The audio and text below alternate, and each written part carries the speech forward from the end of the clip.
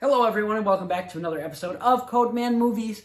Guys, this is the final episode in this apartment. This Friday, I am moving down to South Carolina and finally fulfilling my dreams of getting out of the ding-dang cold that is Wisconsin. So, no more ice, no more snow for me, and yeah guys, I'm moving. My apartment currently looks like a mess right now. This is going to be the first of 2 videos this week. The second one, I'm going to show you what my apartment currently looks like and what I'm currently looking at and how nightmarish it looks right now. But this is it for me in this apartment, and it's very sad actually. I love this apartment.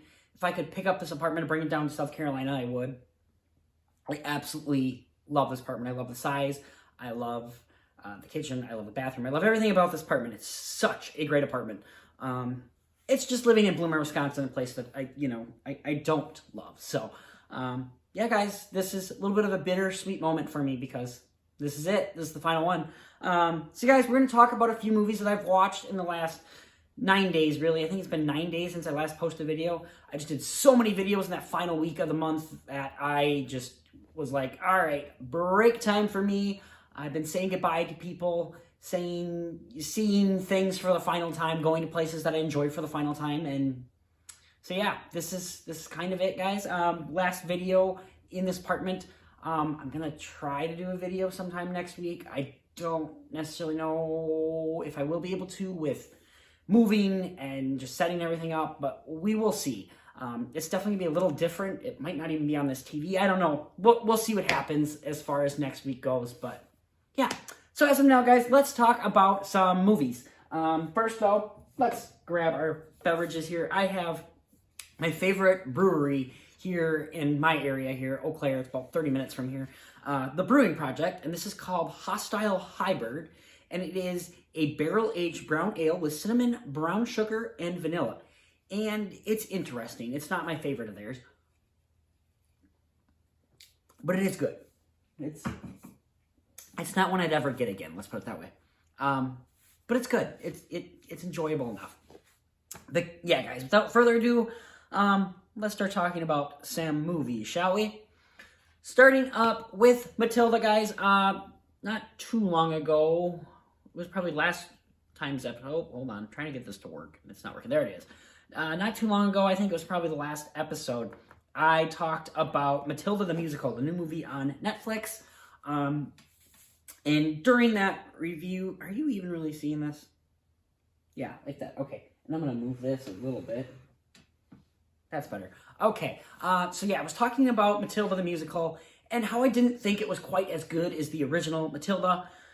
Couldn't sleep one night, decided, hey, let's watch the original Matilda. And I remember really liking this movie as a child, and as an adult, still I love this movie. It is such a sad movie at times, while also being comedic at times, while also being magical and whimsical. It's really an enjoyable movie. I love the acting in this one. Mara Wilson does a great job as Matilda. DeVito and Perlman, they think if they weren't married on this movie, I think they eventually got married. And I think they're still married. I'm not sure. So great as the parents. Trunchbull, so great. What's her name? It's Pam something. Pam, can't remember what her name is. I feel like I put it down in here. Pam Ferris, that's it. Pam Ferris, great job as Trunchbull. She is terrifying in this movie and just amazing. She does such a great job in this movie as Trunchbull. Miss Honey, great. All the kids give really good performances.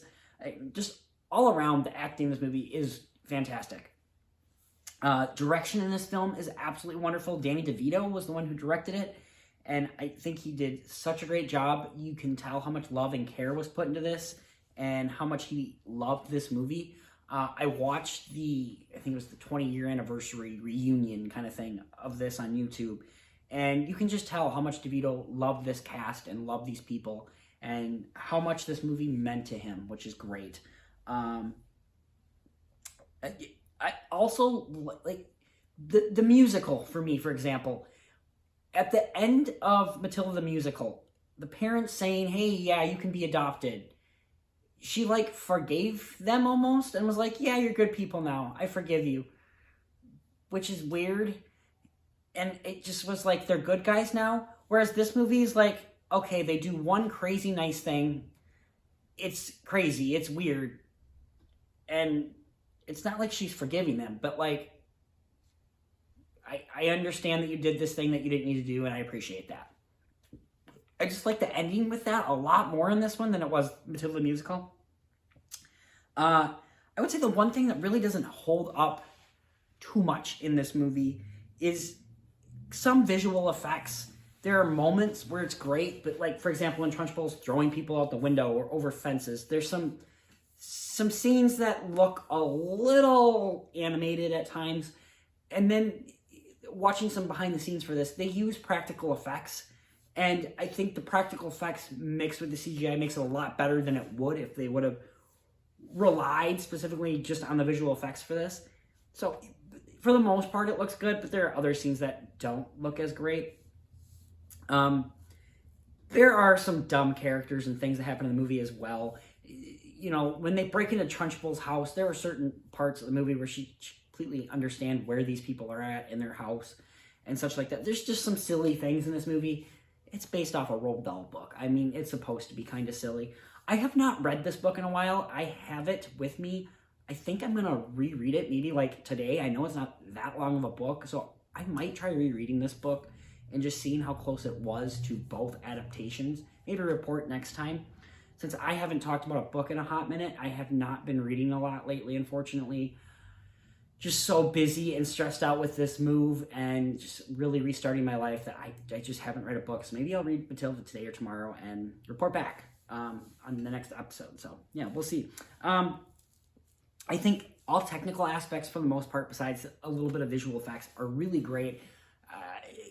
And again, like I said, I think it sticks with the book for the most part. The only thing I feel like is different is the FBI agents. I feel like their character's kind of out of place in this movie. But it still works. It works with the rest of the tone. It's just they're a little out of place for me for some reason. You know, I don't have much else to say about this movie. It is just a very beautiful movie. So I've learned some behind the scene things that are really interesting about it. Some practical stuff. I learned Mara Wilson's mom died shortly after the filming of this. Like, apparently she got a rough edit that she got to see of the movie, but never actually saw the finished theatrical movie of this, which is horrible and heartbreaking. Just awful. But Mara Wilson just does such a great job. She was such a great child actor. Mrs. Doubtfire she did, and this, and that, what is that, 34th Street. Such a wonderful actress, and I think she's a teacher now, which good for her. I would have loved to have seen her go on to do other things, but, you know, it's okay. I'm glad we have her in these child performances because she did such a great job, and it seems like from behind the scenes stuff that I've seen that she had a blast doing these things, so it's really great. But I just love this world that is created and how it feels very real world like, and then there's, you know, some not real world things. I just really enjoy this movie. If you haven't seen this, I believe it's 1996 Matilda movie, I highly recommend this. It is such an interesting, fun movie with cartoon characters, yes, but still really fun, and it works. I'll give this movie like an 8 out of 10. I really, really enjoyed this one, guys. If you have not seen 1996 Matilda, I recommend checking it out, especially if you're a fan of Matilda the musical on Netflix. Check this one out. Next up, guys, I watched Terrifier. I have never seen this movie before. This year, there was this 2022, I should say, a lot of talk about Terrifier 2 and just everything about it. So much controversy and this and that. It's 2.5 hours long. It was a movie I was very interested in seeing, just never got a chance to see. And I hope to see it soon, honestly. I'm guessing it's going to be at Redbox very soon. I went to Walmart yesterday and saw that it's like, you can get it on physical media. So I wouldn't be surprised if it's at Redbox now or something like that. So I'm going to hopefully, you know, look for this one and be able to watch it soon. But we'll see. This first Terrifier, though. It is a very simple movie. It's very low budget. It is very much inspired by other horror movies. Like, the opening of this movie is definitely like a reference to Nightmare on Elm Street with the putting on the makeup, the gloves and stuff. So very much it's taking from other movies. But it is a very cheap, a very simple horror movie. Art the Clown is an absolutely terrifying character. This makeup that he wears, the teeth, very creepy, very scary. So I will say that he is absolutely creepy, absolutely just terrifying and disgusting looking. So I love that he doesn't talk either. He just does a lot of facial acting, which, good job, actor. I forget who the actor name is. None of these actors are big actors that I would know, I guess. But everything he does with his eyes and his mouth, just the way that looks, terrifying. I also love how he's kind of introduced. He's introduced a teeny tiny bit. He's just kind of standing there and then he leaves. And then when these gals go into that restaurant, the cafe or whatever you want to call it, and he just comes in and he's just sitting there and staring, and then the weird smiles and such like that. It's so interesting and so creepy, and I loved every second of it, honestly. And then this scene in particular, scenes that come after this really show how these are not, professional actors. 'Cause some of the acting's just not so great.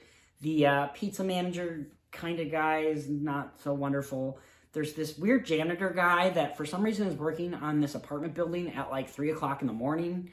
And he not so great of acting in this movie. And just some really weird stuff, like this janitor in this weird, creepy, rundown apartment where there's a homeless lady living with a doll baby, and it's just, there's some really weird stuff in this movie. This movie is also very gory.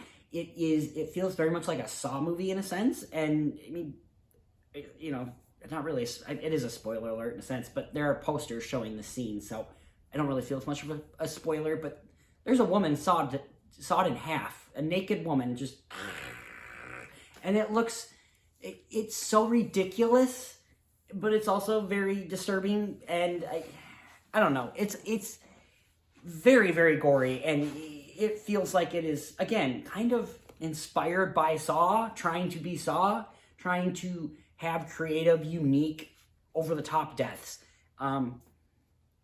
Is this on? Oh, it's on. Okay. So yeah, it feels like it's almost trying a little too hard to be gory. I hear that's not the case for the second one, though. This second one has so many good reviews. I'm just fascinated. And I'm so interested to see the second one eventually. Really dumb characters. That's kind of what you expect in a horror movie, though.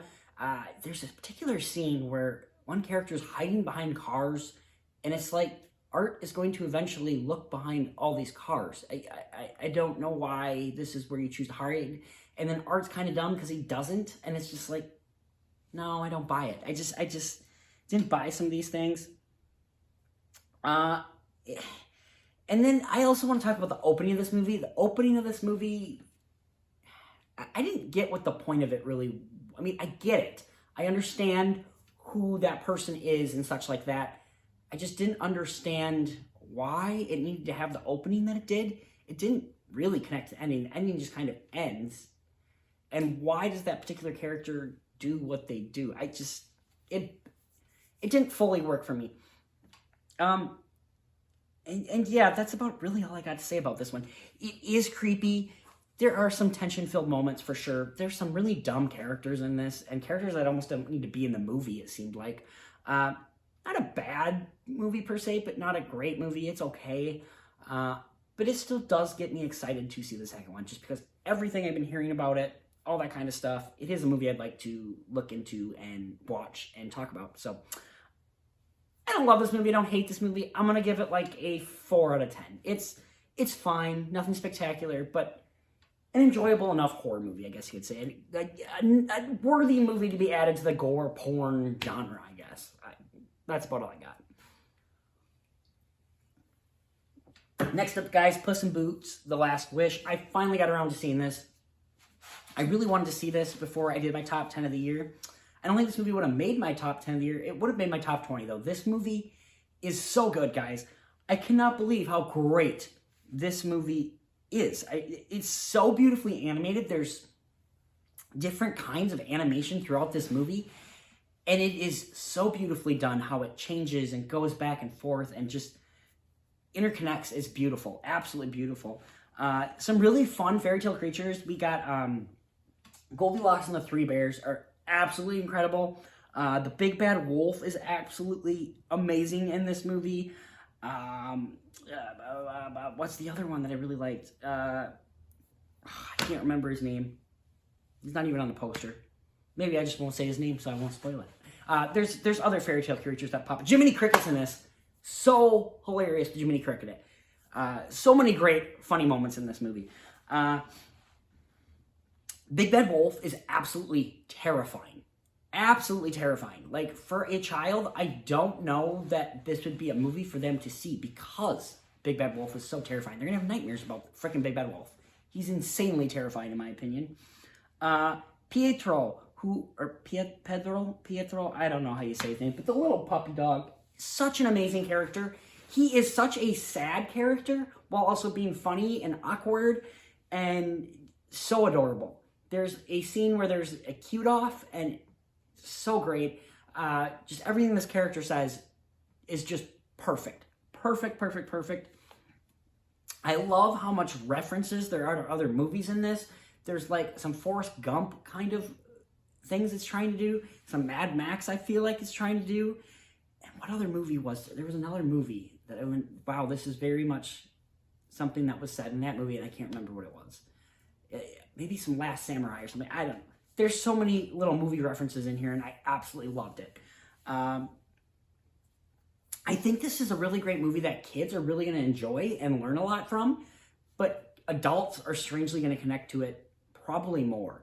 There's so many little things in this movie that I could not believe that related to me in my life and such like that I just never thought I would have seen in this Puss in Boots sequel that came out, 12 years after the original? I mean, it's insane. It's insane that we have Avatar that came out in like 2009 coming out this year, in 2022 anyway. And then we have Puss in Boots, a movie that came out, 9, 10, 11 years after, it's just insane how long these sequels have taken.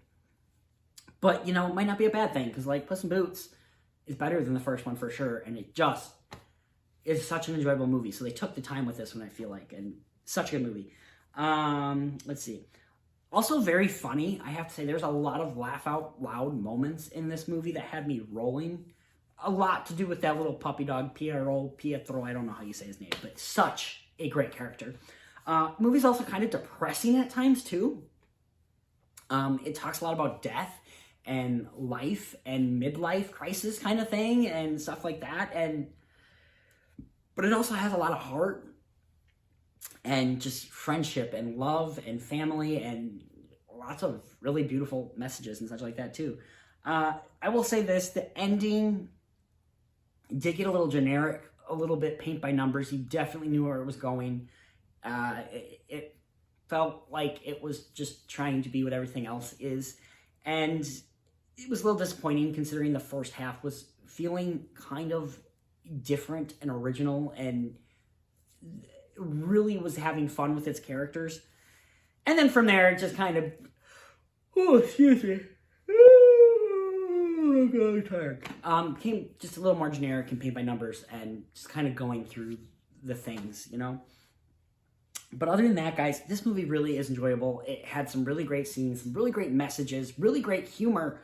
I really like this movie a lot. I'll give this movie an 8 out of 10. Like, I thoroughly enjoyed this movie. Had so much fun with it. Was laughing.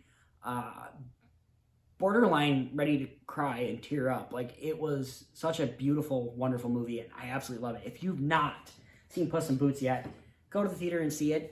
It's been doing all right, but not what it should be doing. I don't believe. I think it had almost like $100 million budget, if I'm remembering correctly. And I think it's made like $200 million, maybe worldwide, which isn't terrible, but still, go see this movie. I think it has like a $30 million domestic box office, and it should be more than that. not enough people are seeing this movie, and it is such a good movie. I think it's still already... No, is it just in theaters? I don't know. I think it's coming to Peacock, so don't watch it on Peacock. Go see it in the theater. It's such a good movie. If you've never brought your kids to the theater, this would be a great first movie to see. They might get a little scared of Big Bad Wolf, but they can do it. They can handle it. I promise you. They can do it.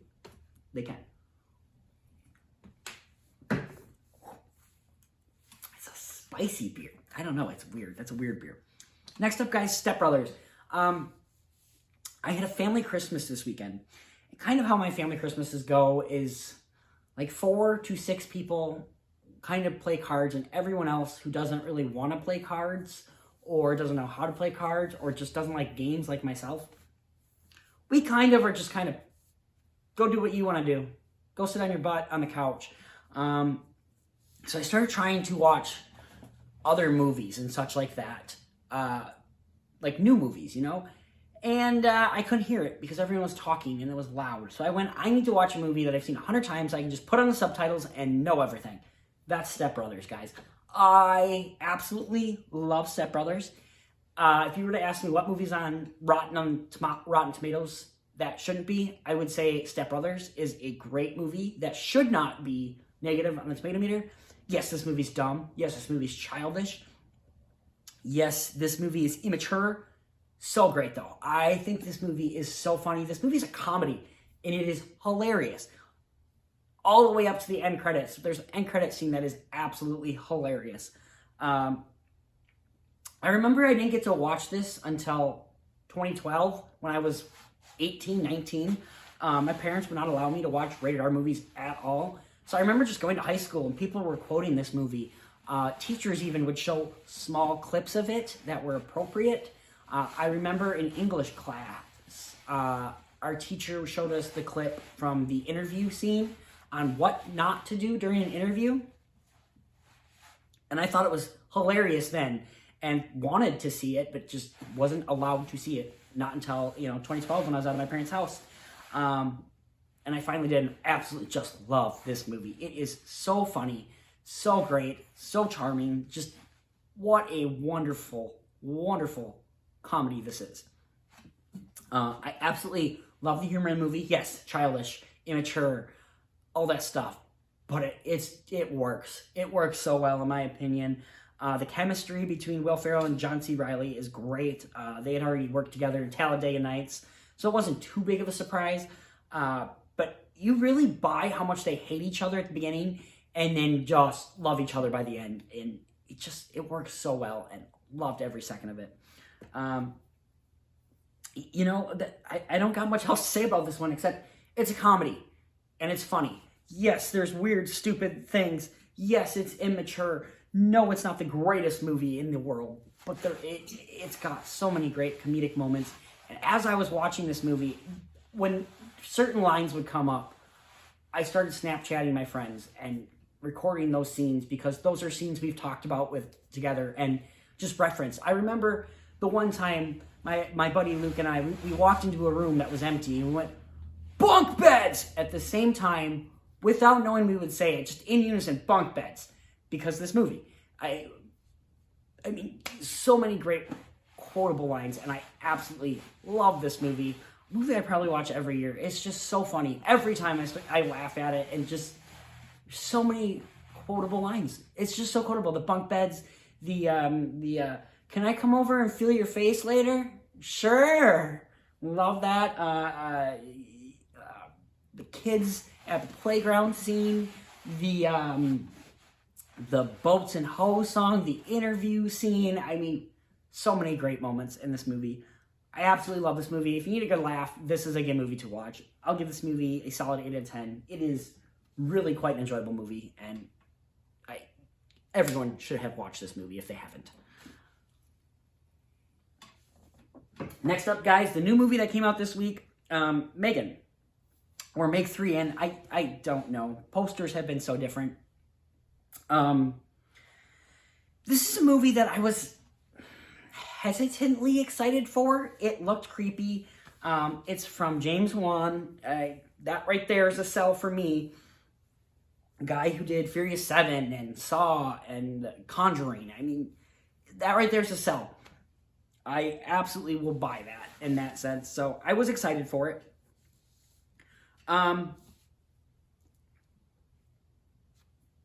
Excuse me. I also knew, though, that it was January, and that's a scary time for movies a lot of times. And so I was hesitantly excited for this movie. And I saw it last night and absolutely love this movie. It is so insane, so crazy, comedic at times. I cannot believe how funny this movie actually is. I love M3gan as a character. She does look like a doll, a robotic doll, but at the same time, if you walked by her in public, you could almost buy her as this little girl. And that's so cool. I love the character design of this. Allison, what's her name? Allison Williams? That sounds about right.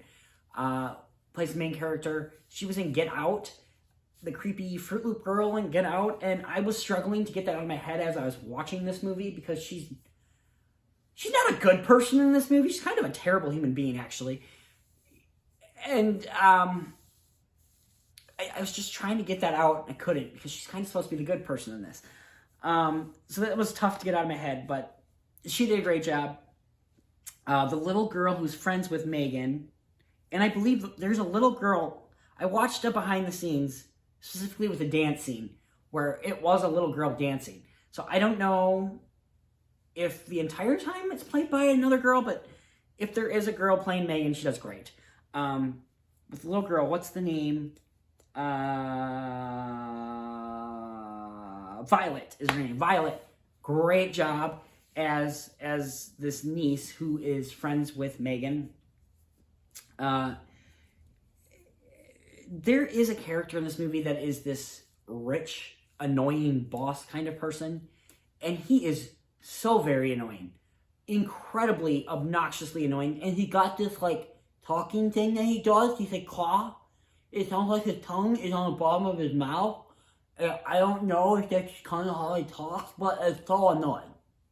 I could not stand it. I feel bad if that is just kind of how his voice is. I don't know if he's tongue-tied or something, but it was so very annoying, and every time he came on screen, I wanted him to get off screen. He was so annoying. So very, very annoying. Allison has like some side friends. They're really great. They don't have a lot to do, but they do great with their roles that they do. I'm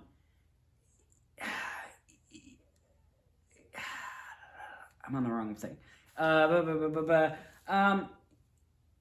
You know, it's at the end of the day, it is kind of just a simple PG-13 horror movie. Not a lot happens for the first half of this movie, really. It's kind of just building the characters, which is great. And then once the horror moments kind of pick up, it feels like it's just kind of doing some horror things. There is a line in this movie that made me think of another movie, and I can't remember what movie it was. There's a line where it says... I can't remember. I'm not even going to try to remember. But there's just some things that it feels like it's referencing for sure. And not a whole heck of a lot of people die.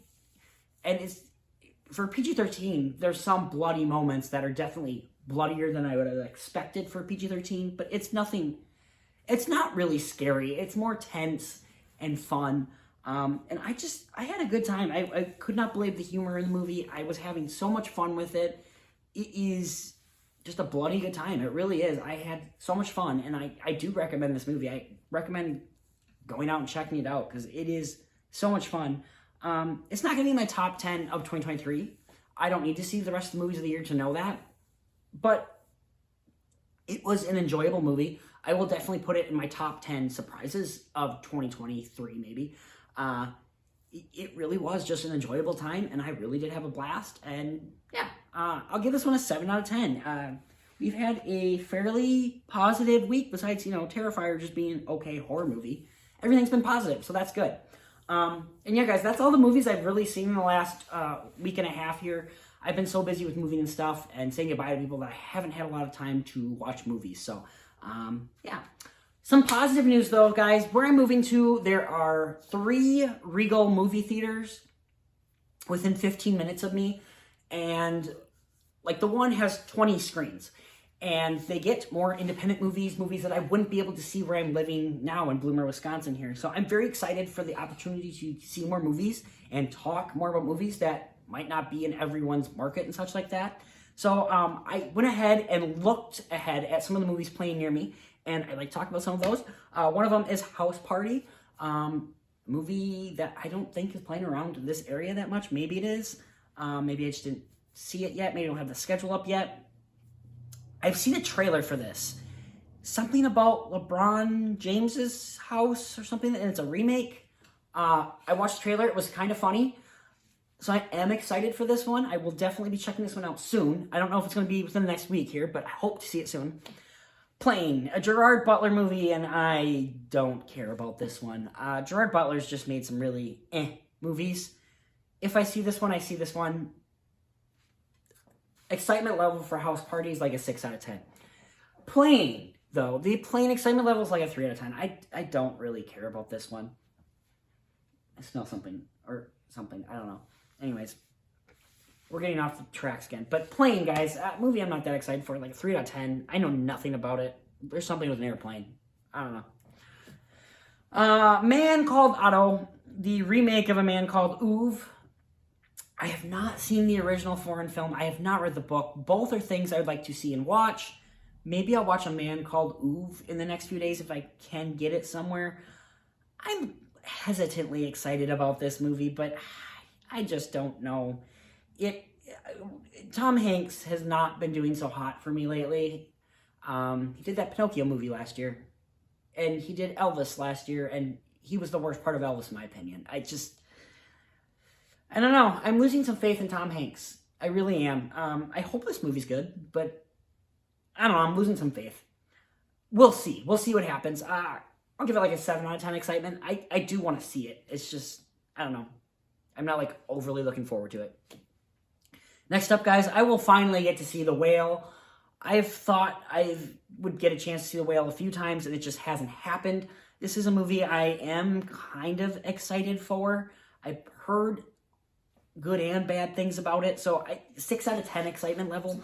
It is a movie I want to see, though, because I think Brendan Fraser, as an actor, I've watched some of his interviews and such like that. He just seems like a good guy that didn't have the best career as far as some of the things that happened behind the scenes. We don't need to necessarily get into that, but he struggled, and I'm glad he's having this comeback of a kind. I do like Darren Aronofsky. Last movie he did, was it that Mother one? That wasn't that great.